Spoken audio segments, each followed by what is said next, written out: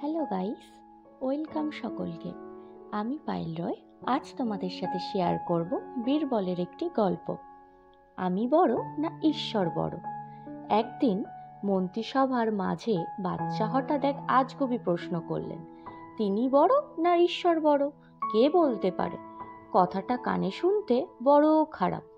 অন্যান্য মন্ত্রীরা একটু আড়ষ্টভাবে চুপ করে রইলেন, কোনো কথা বলতে পারলেন না। বীরবল ফস করে বললেন, সম্রাট, ঈশ্বরের চেয়ে আপনি অনেক বড়, অনেক বড়। আপনি যা পারেন ঈশ্বরের তো তা সাধ্যও নেই।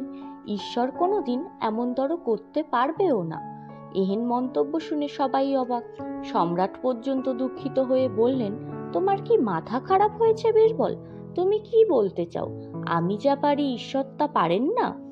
তুমি আমাকে খোসামত করার জন্য সাধারণ চাটুকারের মতো আমাকে বড় বলছো নিশ্চয়ই, কিন্তু তোমার কথা একেবারেই ঠিক না। বীরবল বললেন, হ্যাঁ ঠিক। বীরবলের প্রতি অন্য কিছু কিছু মন্ত্রীর কিছু বিদ্বেষ ভাব ছিল।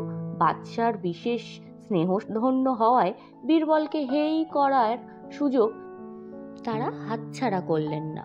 তারা বলে উঠলেন, অত্যন্ত বাজে কথা, এ হতেই পারে না। সংসারে এমন কিছু নেই যা ঈশ্বরের চেয়ে বড়।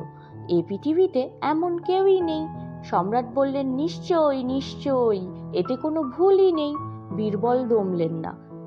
সম্রাট, আপনি কি কোনো ব্যক্তিকে যাবজ্জীবন নির্বাসন দণ্ড দিতে পারেন? সম্রাট উত্তরে বললেন, গুরুতর অপরাধ করলে অবশ্যই পারি বই কি।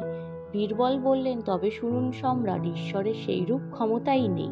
সেই জন্যই বলছি, আপনি যা পারেন তিনি তা পারেন না। Thank you.